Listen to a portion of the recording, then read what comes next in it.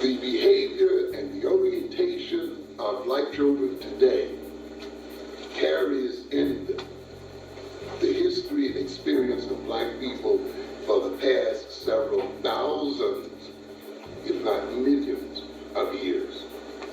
We've indicated that the genetic inheritance that our children receive, the genes that our children carry, are not mere chemical packets that determine their physiological aspects, but the genes are encapsulated histories of the experience of our people. In other words, the cultural history, the biological history, the climatic, geographical history of our people, the interaction our people have had with other peoples, the interactions our people have had with their environment on the African continent and other places over the thousands and thousands of years are carried right in the bodies of our children and is a part of their psychology as well as their biology. And therefore, the education of our children must be based on the knowledge of that history and the psychology that flows from that history. The other thing, of course, that we must recognize, and that we'll talk a great deal about here this evening, is that the education of a people must depend upon the problems that people have to solve.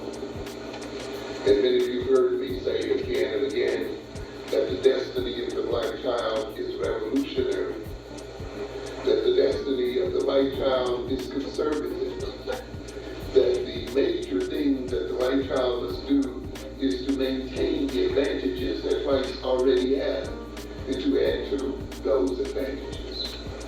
When we talk of the black child and the black people as being disadvantaged, we have referred to the fact that we do not have our share of what this world has to offer.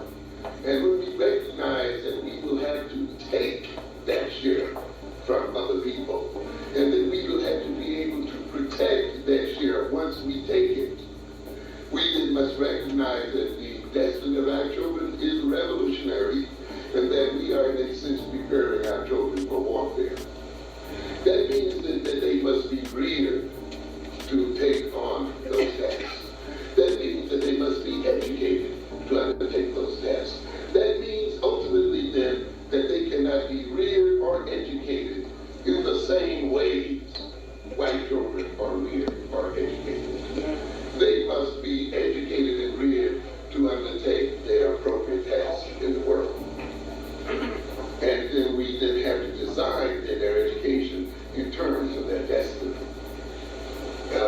And I've said on other occasions, I'll repeat here again tonight, that there is no such thing as standard education. There is no such thing as equal education. These things you must get out of your minds. They will destroy you. There is no universal, non-ethnic, non-political type of education. Education is political to its very core.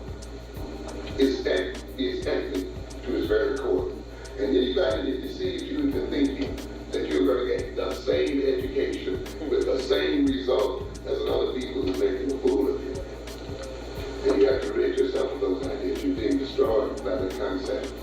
There's no such animal that's standard of equal or the same as, particularly when you have a task to accomplish. We're going to then approach this issue tonight in terms of what we call information processing. Just how does the mind process information? So the lecture tonight will be relatively general. We're just going to kind of get an overall view of the mind and how it is developed and how it is influenced by its environment and how it influences its environment. Sunday, we will look at the particular characteristics of the black child's cognitive style. So once we look at the particular characteristics, then we know exactly how our children must be educated. It's not enough for you to go to the new commission and say, we want our children to have a better education. You must be able to, what we call in psychology, operationally define what a better education means. That is, you got to be able to list and state in terms of technique, method of approach, and content exactly what you mean when you say you want your children to have a better education. And this has been one of the problems we've had. We talk about better education, the same education, standard education, without any definition. You must be able to go down to this commissioner's desk, to the chancellor's desk there, with an educational manual that lays out step by step exactly how you want your children educated, with the rationale of why you want them educated that way, and how you plan for that education to be integrated into the school system. That manual should be a part of all of your community boards and district boards, so that they can use it to implement an educational program across the system. In other words, you have to be specific. You have to know what you want and how to get where you want to go. But in order to do that, you got to know in particular sort of ways how your children think, how they behave, how the system has organized them to behave, how it has organized them to think, so that you will know exactly how you want to reorganize their mental and behavioral structures. In terms of generality, I've talked about how, in a sense, we can get a broad concept of how the black child thinks and behaves by trying to answer the question, how must that child behave and how must that child think? How must black people behave, African people behave, how must African people think if the European is to maintain his power and domination over black people? In other words, you must meditate on this question. If you were in power, how would you prefer that the people you rule over behave? What kind of mental characteristics would you prefer that they have? Of course, you want them to be passive, wouldn't you? You want them to be obedient, wouldn't you? You want them to love you even though you kick them up their butt. You want them to think that you're the greatest in the world, that you're the smartest, that you're invincible, that they're the dumbest, the stupidest, and the whole bit, wouldn't you?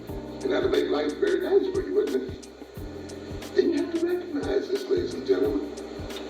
I'm going to talk a little later on about what I call the theory of racial complementarity. How one race in power tries to design another race to complement its power, you see. And what kind of mind and personality and behavioral orientation it must introject into the subordinate race in order to stay in power. How must their thinking capacities be limited, or if they're not limited, how must they be restricted in their scope so that one race can stay in power and another out of power? And you can show them that you can work out the mental characteristics and behavioral characteristics of that subordinate race in very fine detail. So once you answer that central question and look at it very closely, look at the characteristics that must be introduced into the minds of the subject people, then if you're serious, and I'm emphasizing that because I really wonder how many of us are really serious about getting out of that situation, you'll know exactly how your children are to be reared and educated to be gotten out of that situation. We're going to look then at the information processing approach to understanding the minds of our children. The information processing approach, as defined in the standard developmental psychological text, and I'm mainly using the one by Natalia and Holmes, refers to the analysis of the processes underlying intelligent behavior, or how we do what we do.